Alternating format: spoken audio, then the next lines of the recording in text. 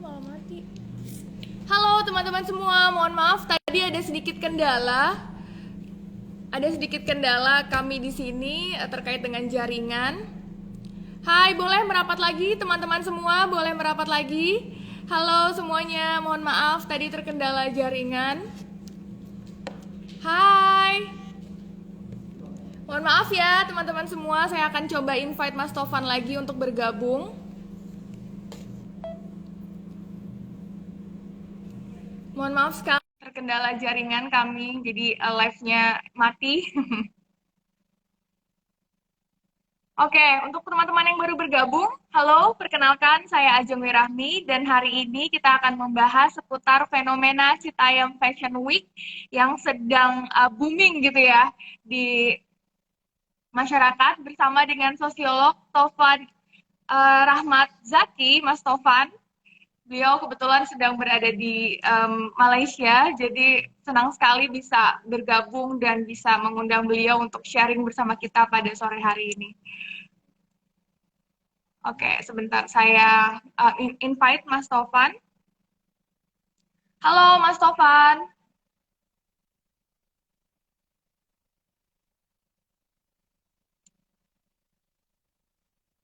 Apakah sudah masuk invite-an kami? Mungkin bagi teman-teman yang baru join nih, tadi penasaran ya, ini Genshin Dotok nih acara apa sih Mbak gitu kan? Acara apa sih gitu. Jadi Genshin Dotok ini merupakan program baru persembahan Sindonius yang tentunya akan memberi atau membahas tema-tema interaktif pada sore hari ini. Halo Mas Tovan, akhirnya bergabung bersama kami. Hai Mas. Halo Mbak Ajeng. Ya, Halo, apa kabar selamat. Mas? Kabar baik. Kabar baik Kabar ya. baik. Oke. Selamat Ya. sore ya. Sudah ya, kebetulan di sini udah pukul Oke. 4 di Kuala Lumpur. Iya, oke. Mas Sofan sedang berada di Kuala Lumpur, teman-teman. Jadi, aduh, terima kasih banyak ya, Mas, sudah mau bergabung bersama kami untuk live pada sore hari ini. Terima kasih, Mas. Sama-sama. Oke, tadi saya sudah menyinggung teman-teman nih, Mas, terkait dengan fenomena Citayam Fashion Week. Ini kan sangat menarik ya, Mas ya. Sangat menarik. Pertanyaan pertama dan mungkin basic ya, Mas ya. Pertanyaan yang menjadi pertanyaan semua orang gitu. Bagaimana Mas Sofan sebagai sosiolog melihat fenomena Citayam Fashion Week ini, Mas, yang sekarang lagi booming nih di Jakarta nih, anak-anak muda nih, Mas. Iya. Oke. Memang di awal-awal saya tidak begitu memperhatikan ya. Namun ini kan saya melihatnya sebuah fenomena sosial yang cukup unik di Indonesia. Walaupun benarnya duku atas ya, itu bukan yang pertama kali menjadi ajang atau panggung untuk semua orang itu berekspresi dengan passionnya. Nah, melihat fenomena Citayam, saya lebih melihat ya, kita kan sudah sering melihat di media-media sosial, lalu membandingkan dengan Harajuku yang ada di Jepang. Ya. Tapi saya juga melihat ini sebuah gerakan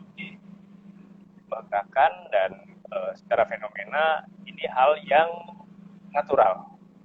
Jadi kenapa natural? Kita lihat di sana adalah pertemuan hub semua jalur-jalur transportasi umum yang relatif mudah. Fasilitas sudah semakin baik, kita akui beberapa fasilitas sudah semakin baik, sehingga pertemuan hub dari orang-orang yang bekerja hidup itu berkumpul terkonsentrasi di sana. Nah, ada satu hal yang mengapa orang-orang atau masyarakat kita aja ya, kelas menengah bawah yang selalu menongkrong di sana untuk meramaikan ruang-ruang publik yang memang dimiliki oleh orang banyak. Mereka ingin diperhatikan. Kata kuncinya mereka ingin diperhatikan. Ini terjadi di beberapa pusat kota di beberapa negara di dunia ya, yang dimana memang saya kebetulan sekitar bulan lalu saya pergi ke Madrid, Spanyol gitu ya, melihat Madrid itu beberapa metro station dengan hub-hub dengan tren lain, MRT dan stasiun bis. Itu memang setiap orang akan berkumpul antara wisatawan, warga lokal, para pekerja menunjukkan fashionnya masing-masing. Artinya gini, walaupun kalangan pekerja yang melakukan rutinitas bekerja dan menggunakan fasilitas transport itu tiap hari, mereka tetap akan mengekspresikan dirinya dengan fashion-fashion yang berbeda. Nah, ini unik karena ini hanya terjadi di kota-kota metropolitan yang memiliki sarana transportasi hub pertemuan antar transportasi yang cukup padat gitu. Nah, Oke, kalau kita bicara fenomena, ini sudah banyak dibahas ya oleh kalangan rekan-rekan pengamat budaya, pengamat sosial dari universitas yang ternama gitu di Indonesia, dari pakar-pakar sosiologi maupun pakar-pakar perencanaan kota ya, perencanaan. Nah, semuanya berpikir sama karena kita digerakkan, analisa kita digerakkan oleh fenomena-fenomena yang memang terpengaruh oleh social pressure di media sosial. Gitu. Jadi kita didrive oleh fenomena yang memang tiap saat ini cepat sekali, dinamis sekali karena media sosial kita setiap saat akan selalu merekam apa yang terjadi di SCBD ya. Nah, artinya handphone kita kan sudah menjadi CCTV ya. CCTV di setiap kejadian, tempat, dan bahkan kebijakan oleh pemerintah, bahkan ataupun keputusan-keputusan oleh korporat atau artis-artis, influencer tertentu. Nah, ini kan bukan hanya hitungan per hari, tetapi bisa hitungannya per jam. Nah, ini artinya SCBD tidak hanya milik orang Jakarta. Cerita Citayam Fashion Week tidak hanya milik orang Jakarta, tetapi jadi milik orang Indonesia dan bahkan mungkin dunia. Nah, sampai itu dulu saya sampaikan. Dari fenomena ini. Baik. Mas Tovan, dengan semakin terspotlightnya gitu ya, semakin ramainya begitu mata masyarakat Indonesia menyoroti tadi dari media sosial ya Mas ya, yang harus digarisbawahi gitu. Sebenarnya dampak-dampak positif dan juga mungkin dampak negatif nih bagi anak-anak remaja yang ikut bergabung, ikut nimbrung di acara Citayam Fashion Week itu apa aja sih Mas sebenarnya? Oke. Pertama begini ya, kita tahu bahwa kalau ini sebuah gerakan sosial, saya mengambil sudutnya agak berbeda dengan teman-teman yang lain. Kalau saya melihat ini sebuah gerakan sosial, dia akan menjadi ruang-ruang perlawanan. Jadi Citayam Fashion Week tidak sekedar ruang ekspresi, tetapi menjadi ruang perlawanan. Karena gerakan sosial pasti itu identik dengan ada sesuatu yang melawan. Apa yang dilakukan bisa jadi ruang publik yang terlalu tertata rapi yang disediakan untuk kelas menengah para pekerja. Yang dimana ruang itu harus dipakai secara tertib, secara moralitas pun mereka harus menjaga, gitu ya, satu sama lain. Artinya, ketika Citayam Fashion Week ini melanggar situasi yang sudah ada atau tatanan yang sudah terbangun, ini kan ada ruang-ruang kantor di sana, gitu ya, ada bangunan fasilitas publik di sana, ada jalanan yang memang dikontrol oleh aturan-aturan pemerintah, ada perusahaan-perusahaan transportasi. Nah, itu sudah diatur sedemikian rupa, semua stakeholder itu sudah mengira pasti budaya dan perilaku sehari-harinya begitu.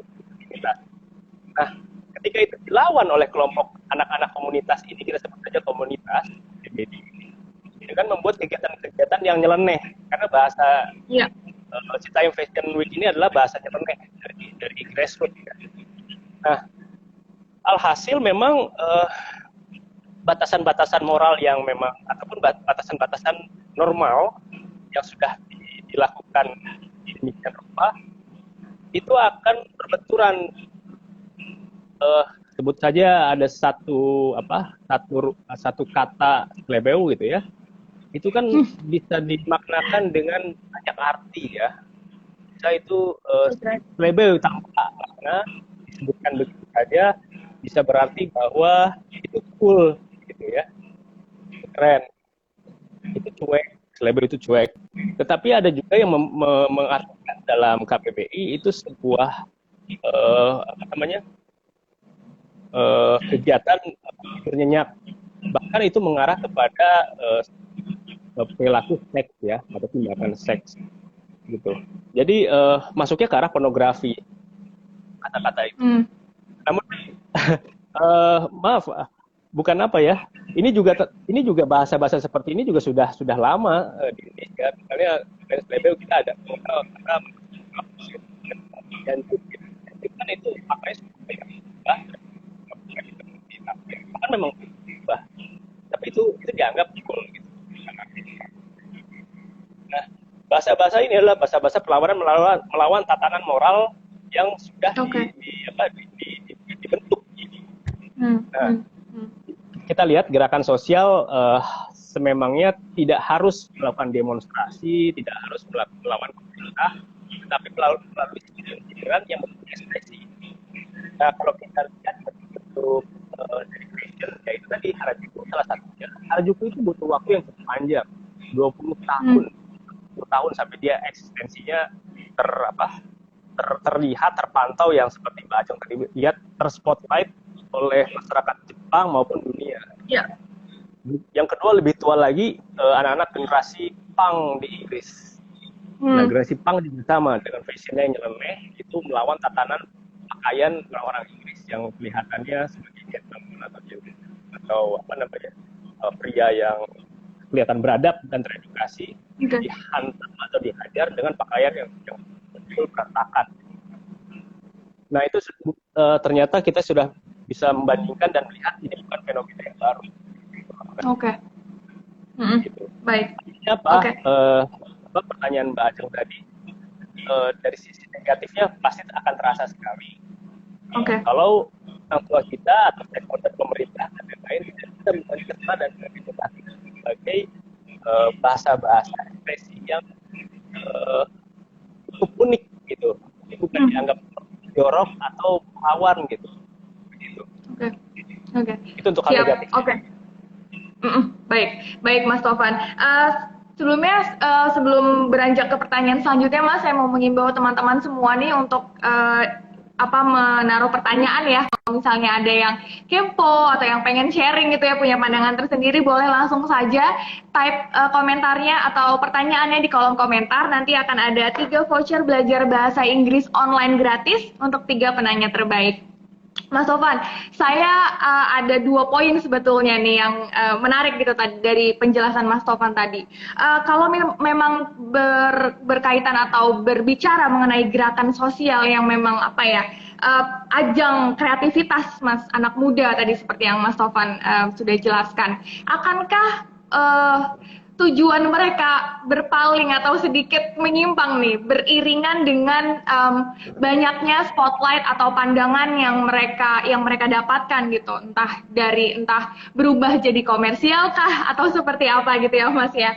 Apakah memang bisa terus dijadikan ajang untuk menyalurkan kreativitas mereka gitu? Kemudian yang kedua, kalau misalnya kita berkaca di negara-negara lain, tadi Mas Tovan sudah mention seperti Jepang dan Inggris, apakah mereka juga mendapat spotlight yang sama dengan yang di Indonesia, dan bagaimana tindakan anak muda di sana setelah mendapatkan mendapatkan spotlight gitu ya dari masyarakat? Apakah mereka terus sejalan atau terus sama dengan tujuan awal mereka untuk menuangkan kreativitas, ataukah seperti apa sekarang kondisinya, Mas? Oke. Ya, kalau kita lihat memang tradisi Punk dari Inggris maupun Harajuku itu karena periodisasinya cukup panjang, artinya mereka juga sudah mengalami pancaroba yang cukup banyak ya.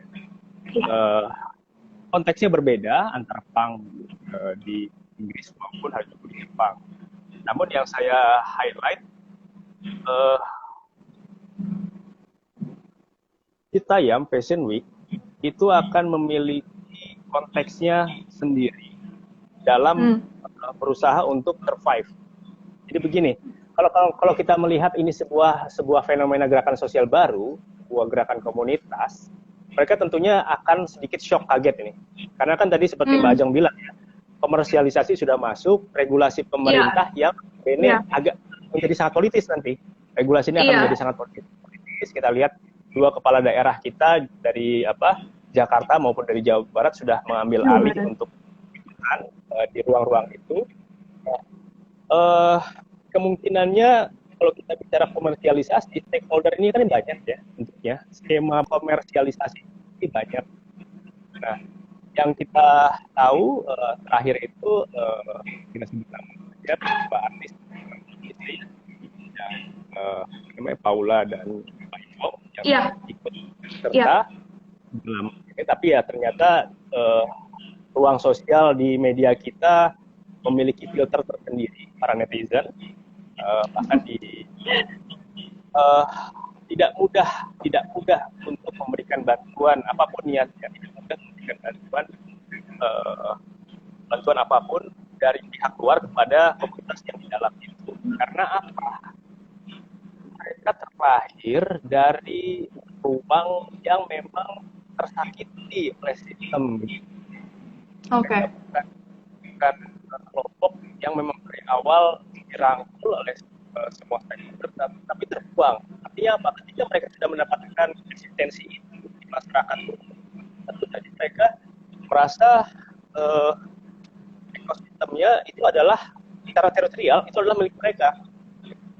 Nah, kalau bicara komersialisasi, itu saja mereka akan berpikir ini akan terjadi adaptasi ke depannya. Saya tidak akan berani bicara ini akan ini akan kita yang Fashion Week ini akan terhenti ataupun survive. Namun sebuah gerakan sosial ini dia akan mencari dua bentuk-bentuk adaptif di mana mereka akan berkembang, memecah diri, menduplikasi diri, dan membuat bentukan-bentukan baru atau mereka berkolaborasi dengan kelompok-kelompok komunitas lainnya. Misalnya musik, yang perjalanan, kelompok-kelompok yang pro lingkungan atau pro LGBT, atau mungkin juga kelompok fashion hijab yang agak nyeleneh menabrak tradisi-tradisi fashion yang dikuasai oleh fashion designer dan perusahaan papan atas. Itu tidak menutup kemungkinan gitu. Karena apa? Ini jelas ya, kita bicara masyarakat cukup urban Jakarta. Masyarakat urban Jakarta itu tidak bisa disamakan dengan masyarakat. Karena saya berasal dari Bandung, seperti masyarakat di Bandung. Jadi memang pihak stakeholder apapun, ketika mereka mau melakukan komersialisasi, kolaborasi, ini tentu saja memerlukan waktu dan hambatan yang cukup banyak dan panjang, begitu. Oke. Baik, Mas, ini kan yang saya lihat ya, saya pribadi lihat nih fenomena CFW ini sudah mulai mengganggu pastinya Mas ketertiban umum, bikin macet gitu, dan mereka juga menggunakan zebra cross yang tadi Mas Taufan bilang di awal itu kan daerah sibuk gitu ya, banyak perkantoran dan lain sebagainya. Dan juga sudah ada campur tangan nih kedua kepala daerah di Jakarta dan juga Jawa Barat. Apa sih Mas, menurut Mas Taufan nih langkah yang harus dilakukan pemerintah, karena CFW sudah mengganggu ketertiban publik gitu kan. Kalau misalnya kita berkaca di China, misal China Fashion Street, mereka hanya bermain di trotoar gitu ya, di memang tempat pejalan kaki gitu, dan tidak sampai ke jalan umum atau jalan raya. Tapi kan berbeda ceritanya di Citayam ini ya, di Citayam Fashion Week itu seperti apa Mas? Iya, ini memang karena fenomena ini didorong oleh daya viral. Daya viral ini kan luar biasa ya. Tingkat crowded-nya di lokasi SCBD ke atas, tapi juga daya viralnya terasa crowded di dunia medsos gitu. Seperti saja Instagram, apalagi YouTube, TikTok, Facebook dan lain-lain, Twitter dan lain-lain. Hampir semua itu crowded sekali. Kalau sekali kita masuk ke salah satu media sosial itu, kita akan terbaca ya, dan akan selalu ditawarkan dengan fenomena viral tersebut.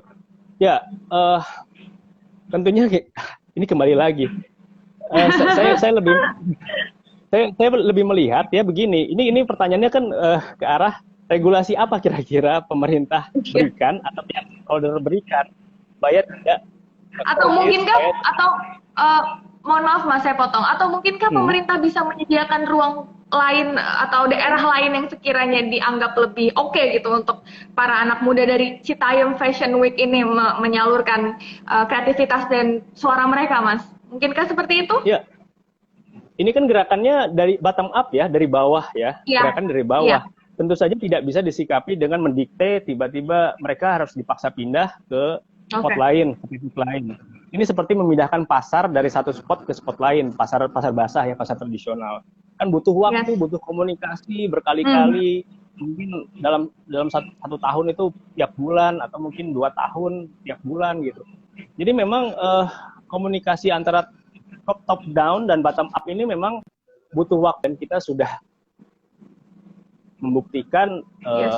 jika pemerintah atau tokoh pemerintah, siapapun tokoh-tokoh yang berada di level superior, ini harus ketika dia harus melakukan pemindahan pot warga grassroots, komunikasi sosialnya itu memang dibutuhkan satu niatan seperti bapak kepada anak. Anak ini lagi rebel, Yep. anaknya nakal, jadi perhatikan, tiba-tiba bapaknya marah, perintah, pukul. Kan tentu saja ini menjadi satu masalah ke depannya gitu. Bisa-bisa, saya khawatirnya bisa-bisa jika komunikasi itu tidak jalan, komunikasi itu tidak antara bapak dan anak, saya khawatirnya ini bisa jadi anarkis yang kita tidak bisa bayangkan seperti apa bentuknya nanti. Tapi sebagai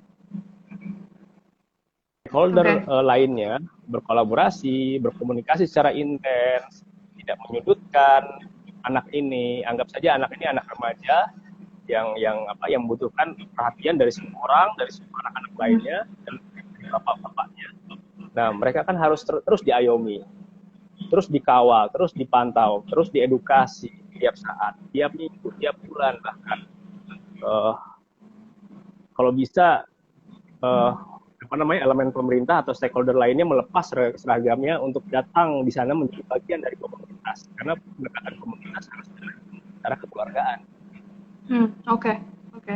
Baik, Mas, ini ada pertanyaan dari sahabat Sindonius dan juga Gensindo dari Ahaikal. Seberapa lama biasanya fenomena sosial seperti Citayam Fashion Week bertahan? Nah, ini menyangkut dengan tema yang kita bicarakan pada sore hari ini nih, Mas. Nih, akankah bertahan lama gitu, Mas? Silakan, Mas. Ya, kalau saya bandingkan dengan Harajuku di Jepang, Iya. bangsa Jepang itu homogen. Terus ataupun orang-orang Inggris, Jepang di Inggris, orang-orang Inggris pun ya, tidak se-complicated orang-orang Indonesia ya. Jakarta itu bicara masyarakatnya sudah multikultur. Artinya ini saya tidak berani untuk mengambil kesimpulan sebelum ada analisis yang lebih awal, pendataan berapa mana mereka survive untuk menjadi gerakan sosial yang cukup positif ya ke depannya. Jadi begini, ya, masyarakat kita kan cenderungnya selalu kaget-kagetan ya menerima fenomena ya.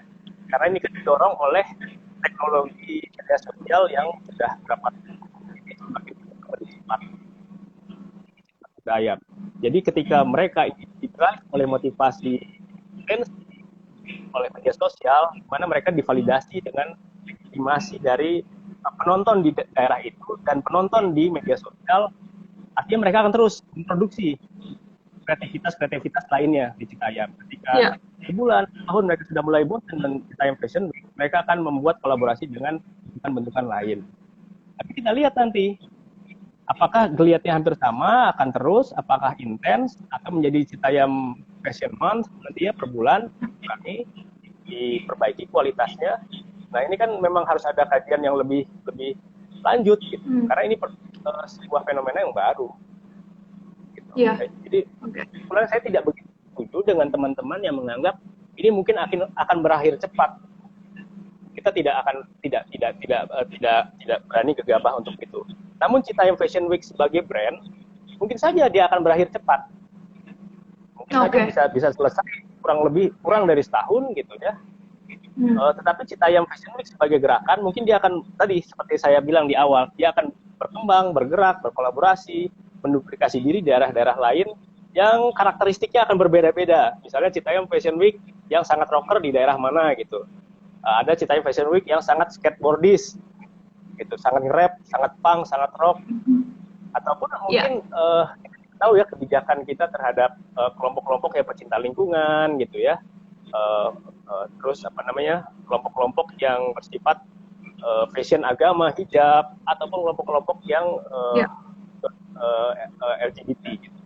Ini sangat memungkinkan untuk berkembang lebih luas. Oke, menarik. Kemudian kita tahu bahwa sudah terjadi ya Mas ya, maksudnya berbagai daerah tuh sudah mulai mengikuti. Kalau masalah kemarin saya lihat di Bandung sudah mulai gitu, mereka juga mengikuti untuk fashion show di depan Gedung Merdeka gitu, di Zebra Cross. Kemudian di Jogja pakai baju-baju adat seperti yang tadi Mas Taufan bilang ya, dengan versi yang berbeda gitu ya. Jadi sudah mulai nih fenomenanya gitu Mas. Bahkan baru beberapa minggu ya kalau nggak salah fashion CFW ini meledak, sudah diikuti oleh teman-teman di berbagai daerah gitu. Dan ini yang tidak menutup kemungkinan mungkin akan di semua wilayah di Indonesia ya Mas, hampir semua anak mudanya tergerak untuk melakukan hal yang serupa gitu ya Mas. Iya, bisa jadi. Misalnya tiba-tiba ada yang lebih nyeleneh ketika Fashion Week diadakan di sebuah ruang urban kota ya. Tiba-tiba ada yang nyeleneh di pegunungan atau di pedesaan dengan pakaian-pakaian tradisional, tetapi menabrak-nabrakan desain fashionnya gitu.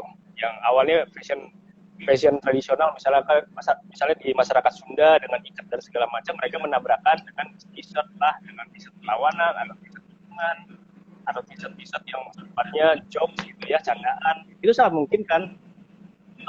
Kita tidak bisa kemungkinan karena drive-nya itu tetap sama, motivasinya itu tetap sama, yaitu eksistensi mereka di media sosial. Oke, baik. Ini ada satu pertanyaan terakhir nih Mas sebelum kita selesai karena sudah di injury time nih waktunya, sudah mepet dengan waktu. Sudah hampir habis. Ini ada dari Mas Haikal lagi nih, dari gelombang sosial yang ada, bagaimana cara kita mengambil momentum Citayam Fashion Week ini menjadi Indonesian Wave gitu, layaknya Korean Wave, sehingga fenomena sosial instan membawa keuntungan buat Indonesia. Tuh menarik tuh Mas pertanyaannya, seperti apa Mas? Korean Wave gitu. Korean Wave ya. Memang ini akan harus kita buktikan secara bottom up ya, secara komunitas, tidak hanya teman-teman dari komunitas grassroots, tapi komunitas pemerintah juga harus berikut punya empati untuk kolaboratif. Jadi tetap aja kalau kolaborasinya atas dasar empati, ini adalah ruang kita bersama supaya kita lebih dikenal, supaya kita lebih baik.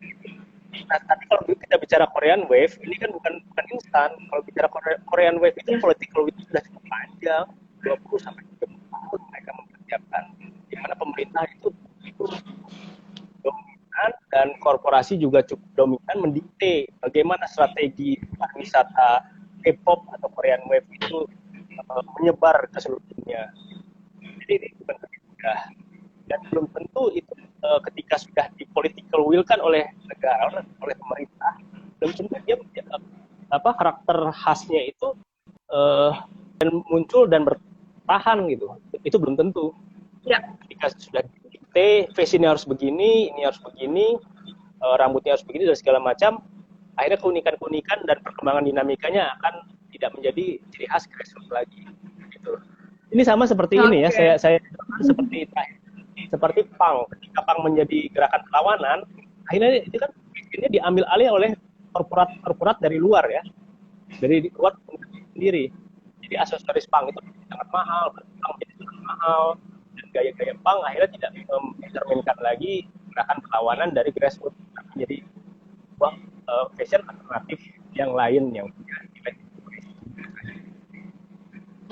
Gitu, iya. Baik Mas.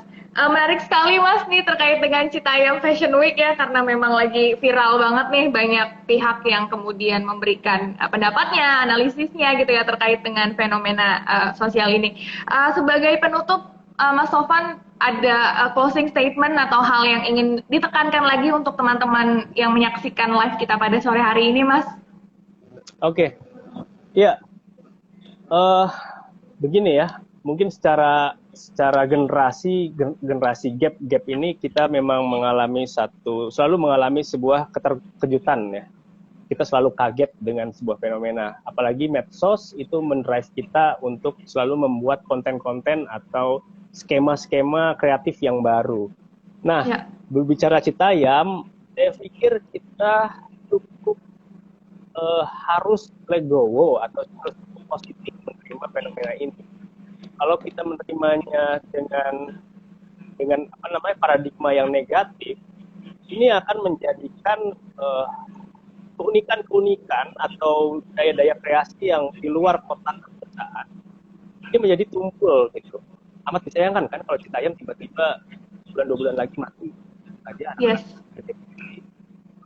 Ini akhirnya tidak menjadi apa-apa. Padahal Citayam bisa jadi ini menjadi penggerak ke depannya industri pariwisata kita, pendidikan kita, fashion kita, segala macam bentuk budaya-budaya baru.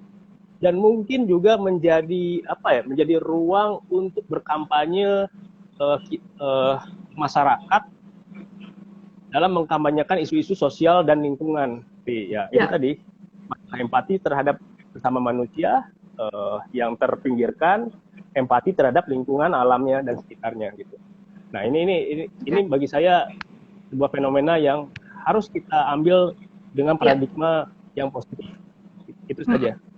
Oke. Terima kasih. Masih banyak hal-hal positif yang kemudian bisa di-trigger dari kemunculan fenomena ini ya Mas ya? Iya dong. Harus kan ya? Saya harus. Harus. Oke, baik. Oke, iya. Mas Sofan, terima kasih banyak atas waktunya pada sore hari ini sudah mau sharing bersama kami, bergabung bersama kami. Teman-teman semua, terima kasih banyak sudah menyaksikan Genshin Talk edisi hari ini. Sampai jumpa di edisi selanjutnya. Saya Ajeng Rahmi, pamit undur diri. Selamat sore, sampai jumpa. Terima kasih, Mas Sofan. Sehat-sehat selalu, Mas Sofan dan teman-teman. Terima kasih. Terima kasih semua. Selamat sore.